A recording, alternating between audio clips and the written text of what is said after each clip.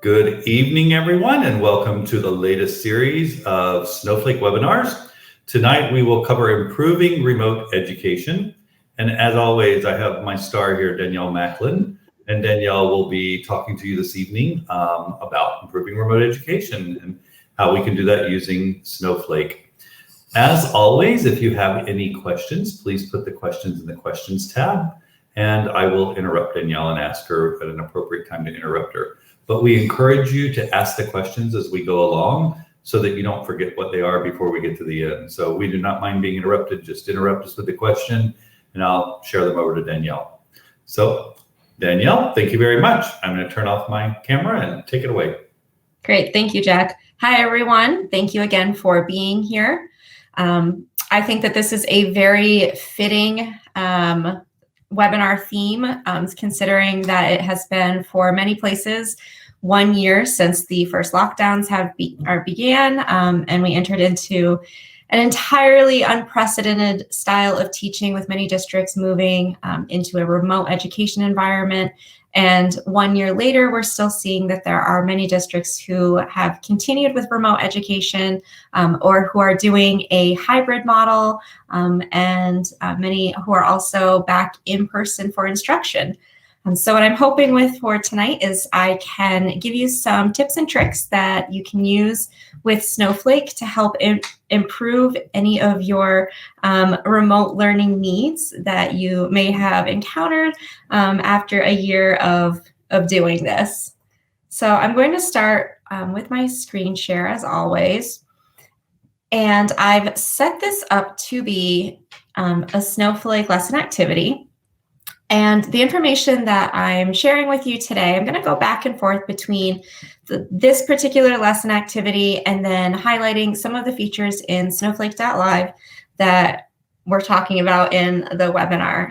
But most of this information has come from a publication by the Metro Atlanta Policy Lab for Education, titled "The Efficacy of Virtual Instruction in K-12 Education." So in this particular study, they looked at a lot of lit that had been written regarding remote education, in particular referencing the Education Endowment Foundation study, and found that there were 4 main ways to help improve remote education. They found that based off of all of the studies and all of the articles that had been published and kind of casual studies mixed with things that were a lot more formal, they found 4 main best practices in improving remote education. So as we go through, we'll talk about each of the 4, and then I will look at 3 of those in more detail and showcase how Snowflake can help meet some of those best practices needs. So to begin, one of the first things that was discovered in improving remote education was making sure that when you are meeting with your students, you're providing them with clear explanations and plenty of opportunities for scaffolding. I'm sure that one word many teachers are probably sick of at this point is the word unprecedented, because this has been such an unprecedented year in education. And students are learning in an entirely new environment, and teachers are teaching in an entirely new environment as well. So there's been a lot of trial and error along the way. And what the study found is that by making sure that you provide your students with very clear, very explicit instructions and provide them with appropriate scaffolding along the way, they would have better success in remote education. The second item on best practices is providing ample opportunities for peer and teacher interactions, as well as feedback. With remote education, I know, speaking to many of the teachers that I used to work with, one of the struggles they're often faced with is they're teaching to a bunch of blank screens. So they see just little icons of what who their students would be, but they're not seeing those faces as often as they would like. So there's that struggle to build those relationships and to have just that face-to-face interaction. And then additionally, to have that feedback where you can provide immediate feedback with students in the classroom versus trying to do that in a remote environment. The third element was making sure that students are engaged.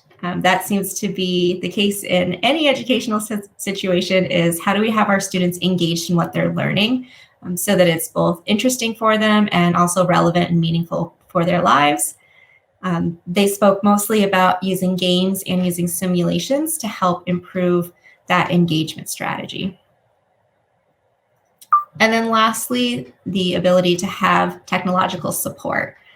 With this being such a different style of teaching, and for the first time for many students and many families, having access to education or having access to technology that wasn't part of their regular education was a big challenge. So just being able to provide families with the technological support that they might need, everything from how do you access Google Classroom to check assignments, or whatever other learning management system you're using, to how to even something as simple as maybe turning on the device or connecting to a hotspot or a Wi-Fi or internet connection.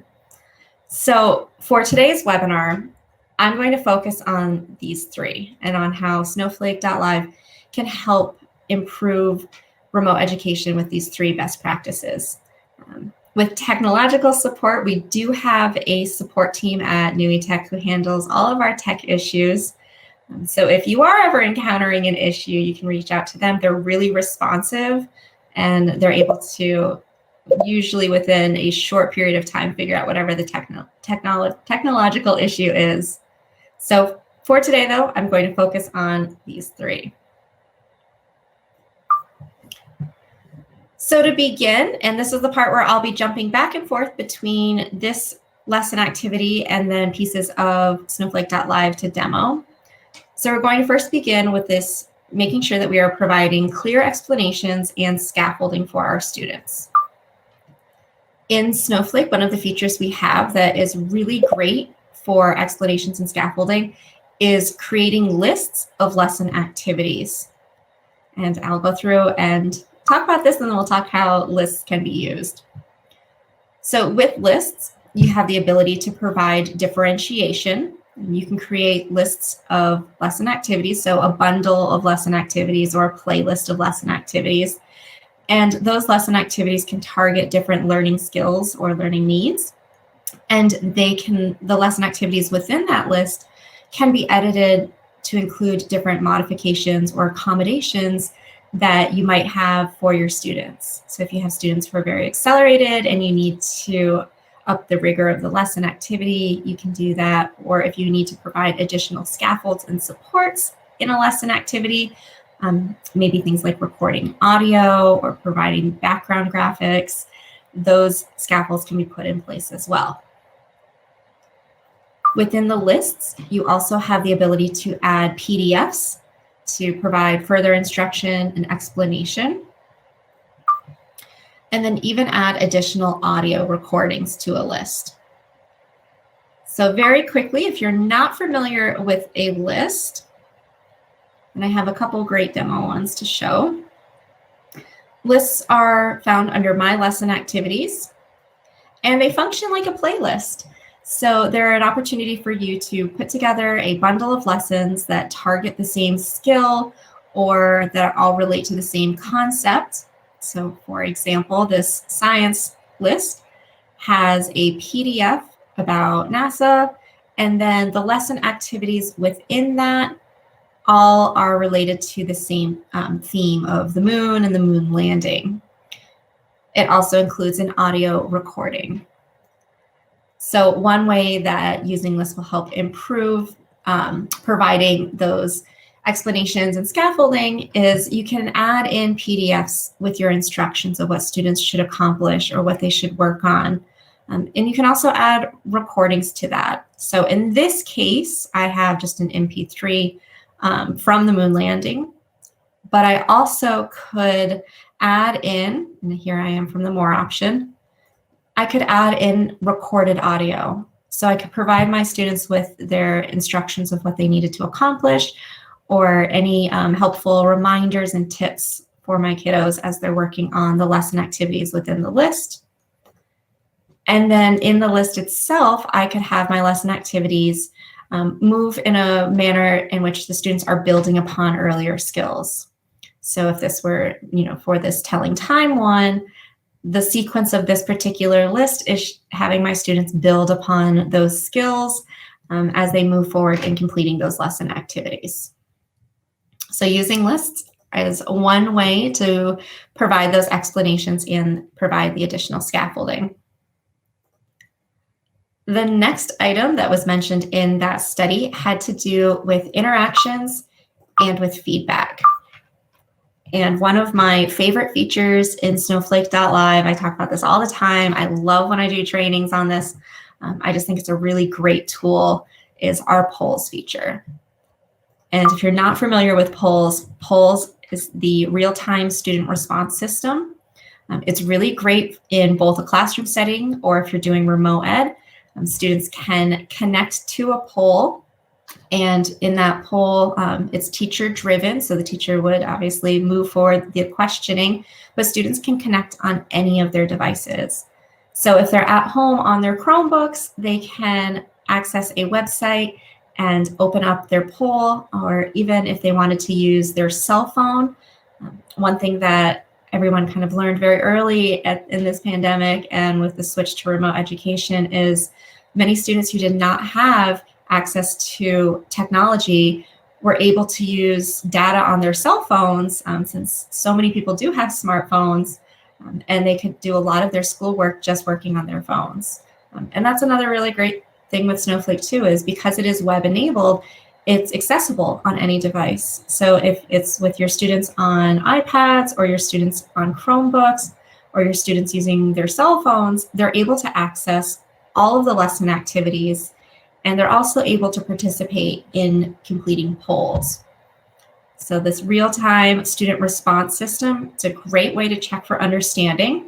So students can respond with multiple choice questions, with short answer responses, so text responses.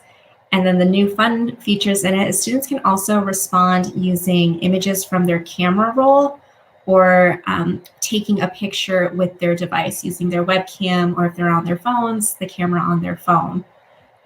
In a remote world where you might not be having all those great face-to-face interactions that you would much rather have in the classroom, this is a good tool in letting students kind of show you a little bit of what's going on in their life. So if you're asking a question and maybe the question is, take a picture of something blue. It's a way to get a student to kind of look around their scenario and share something from their camera roll or by taking a picture.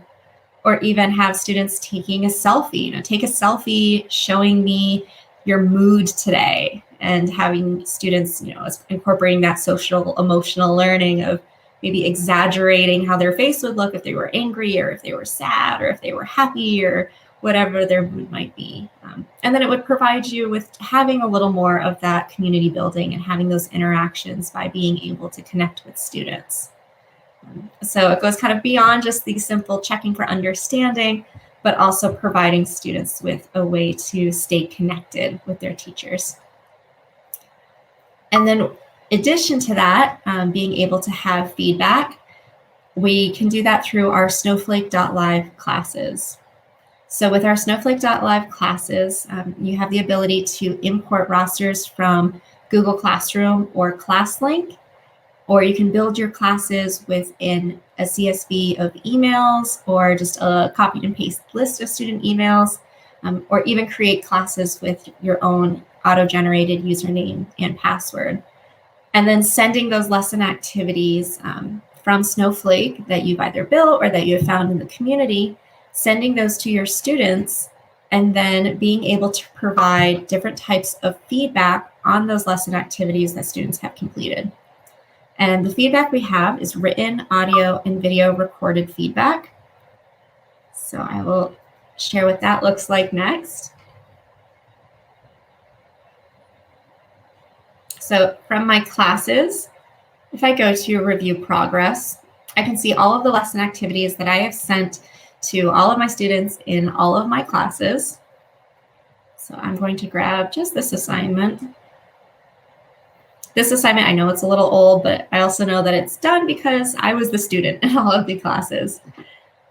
So for this, I can give feedback to my students, and that feedback can be done either as written feedback, as audio recorded feedback, or as video feedback.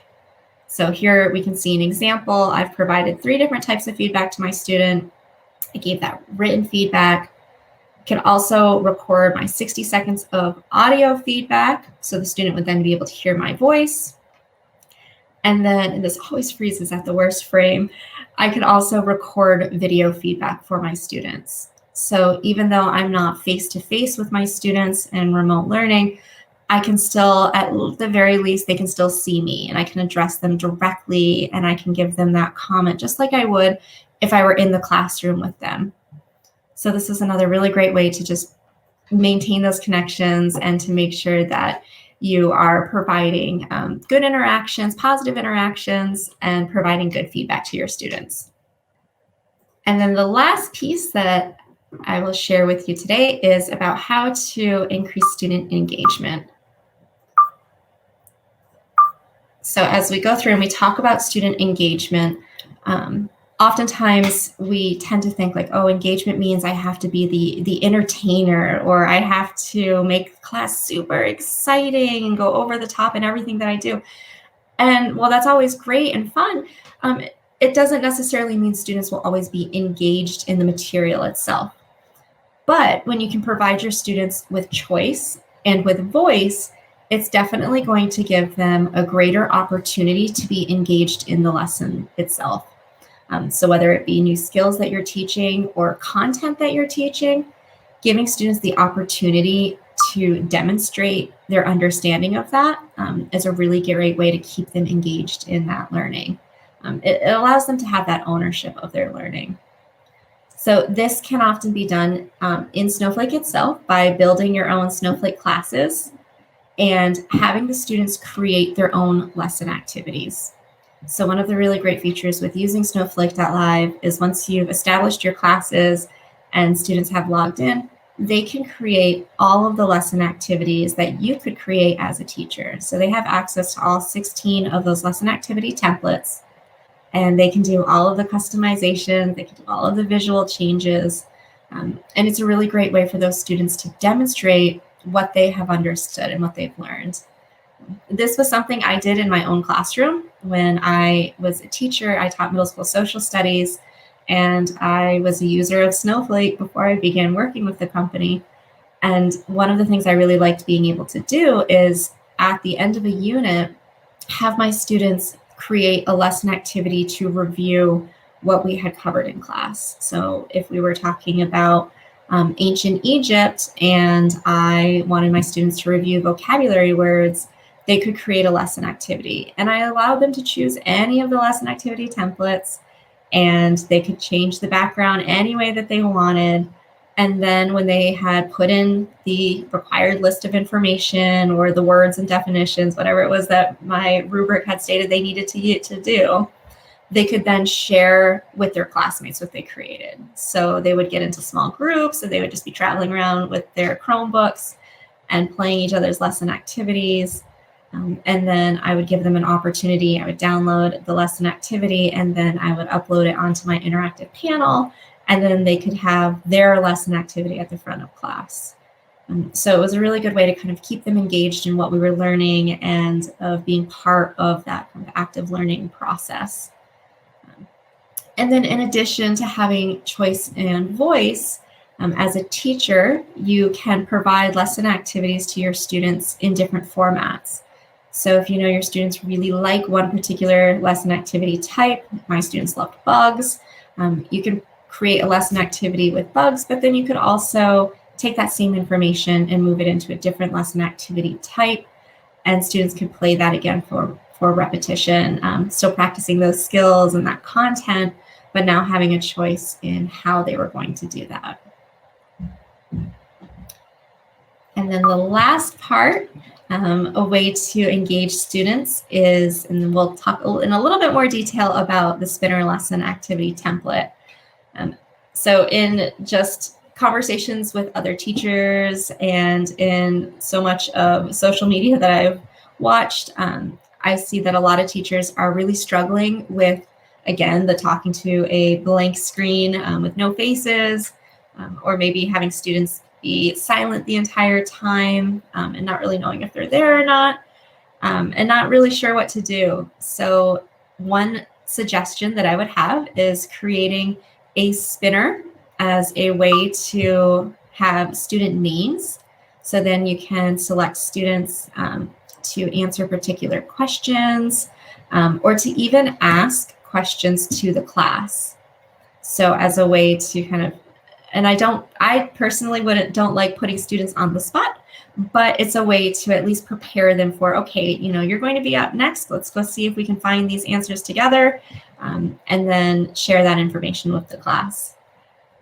So we can have our student names, we can have questions, either questions that they could solve, if it's a math problem, or if it's a very content-specific question. Maybe in my own classroom, I would maybe ask, tell me, what happened to Julius Caesar? My students could look for the answer in previous materials and then have that ready to share. And even as discussion prompts. So really great ways to incorporate some Socratic seminars or practicing ways to have discussions within class, asking some of those critical thinking skills that we often need our students to learn. So with the spinner, I'm going to show different ways to use that. And then we'll look very quickly on how to create your own spinner as a way to help keep students engaged. So I know with so many teachers doing remote ed, they have kind of figured out the best way to set up their screen and their best way to put everything together so that everything is accessible. And that might mean having multiple tabs open or windows, or dividing your screen in some fashion. And with Spinner, I would suggest having this in a split screen. So having this open in one tab, and then the content that you're teaching perhaps in another tab, or your Zoom meeting or your Google Meets or whatever platform it is that you're using. And the way that Spinner works is very simply, you spin the wheel, and there we can see it would land on a name, and then that could be the student who would be up for sharing or answering. So it's a way to kind of keep those students focused and engaged in what you're doing. And then with that, this one is from the Snowflake community. So this can be edited to include different student names. This obviously has just examples. And this also can be set up to remove a particular segment after it has been used. So if I'm spinning the wheel, I have to update my preview first. I'm spinning my wheel. I have remove segment. That means, okay, the student has been called upon, or that question has been asked. They're off the hook for a little while. So as it goes through, it continues to remove some of the student names so that the spinner is kind of getting a little bit smaller and smaller and fewer options available. We also have a lot of spinner lesson activities. This is some examples of some of the editable spinners with student names. We also have within the Snowflake community some that are great for Socratic seminar. So your questions and discussions. And I'm going to do my spinner. So here we can see here are just some examples of different questions that can be asked using the spinners. So I can even do discussion. Here we have quite a few more choices of discussion prompts using the spinner.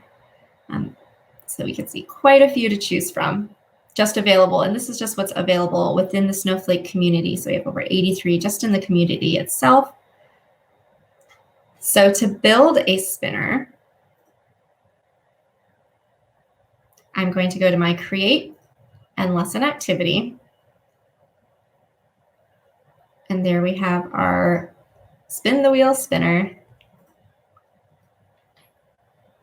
And as I create content, and for now, I'm just going to use numbers as my placeholder. we can see that my wheel is getting bigger, or not my wheel is getting bigger, my slices, I'm having more of those added in. So I can continue on and adding in different components of that. And then I also have the opportunity to add in different backgrounds. So it defaults to our snowflake colors, but I can bring in backgrounds from my own device. I could bring in backgrounds from an image search. So maybe if I were with my students reading a short story or a novel, I could bring in images of the characters from that story or characters from that novel, and then have my students share facts about that character or share their opinion about, how did this character make you feel when this happened? And so I can add in those different images. And this is a great, just kind of by a basic Google search. So this would be brought in. I also can connect, obviously, to my Google Drive or OneDrive, and then even peruse images from our content gallery. So I can bring in lots of different images. I also have the ability, like many of the other tiles that we have on some of our lesson activities, I can record sound, upload sound or record my own audio. So this would be a really great way to, in addition to maybe having your student names, you could also record saying their names as an extra feature to draw in their attention, or record or upload a fun sound effect added into their tile. It's also a really great way for teachers of foreign language, or even teachers who have students who are English language learners, to record correct pronunciation of different words or vocabulary as a way to practice. And as we had said before about students being able to create lesson activities, if they chose to create this as well, they could record their own audio as a way to add that extra element of engagement into their lesson activity. So I like Spinner. I think it's a really fun tool. In my own classroom, my students enjoyed using it often. Obviously, I did not have the experience of teaching remotely, which I'm very grateful for, because I'm sure it is quite the burden for many teachers. But in my class, I did use Spinner often to have students look for particular questions and answers, or to provide discussion prompts for an activity that we may have been working on, or something that might have had a more open-ended answer. So it's just a really great tool. And then from a teaching perspective in remote education, just having that fun kind of sound and seeing it spin and wondering where is it going to land, I think it's a really great way to keep students interested in what they're seeing on screen.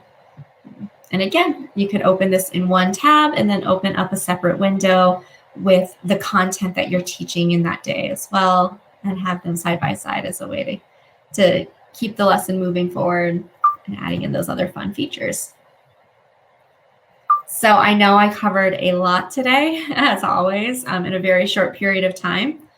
I want to be respectful of everyone's time, and I want to give you an opportunity to ask any questions that you may have regarding anything that I've covered in today's presentation about improving remote education, or any other questions that you have in general about anything Snowflake related. We're open to answer those today as well. So while people are thinking about if they have any questions, or if they want to write any in the questions tab, feel free to start writing them in. While you're doing that, I wanted to let you know that in the chat tab, I did put some links to our YouTube channel in the chat tab. And I put links to the main channel, and then links to an English math channel, and then one to a Spanish math channel. So if ever you have people that are doing remote education, or if they want to use them in their classroom, that's fine too. These are available to anyone without Snowflake as well. And they are actually little videos that we have made that cover every math topic, every math standard for 6th, 7th, and 8th grade. So they're in English and in Spanish. So feel free to take those YouTube links down and pass them around to anybody that you would want. There are quite a few other videos in the YouTube channel as well. I just looked, Danielle has one in there that just got up to 18,000 views, so that's pretty cool. So feel free again to use any of those that you would like. And it looks like there are no questions, so I'll give you just a couple more seconds if you want to write one in. If not, Danielle, thank you very much for all of the information this evening. We appreciate it. My pleasure. For those of you watching, if you have any questions or any ideas of topics that you would like us to cover in webinars, please email me. My name is Jack Reed. I am the Vice President of Customer Experience for NUITEQ, and my email is jr@nuitec.com. So again, thank you, Danielle, and thank you to all of you that joined us this evening, and we hope to see you next month on our next webinar. Good night. Bye, everyone. Have a great night.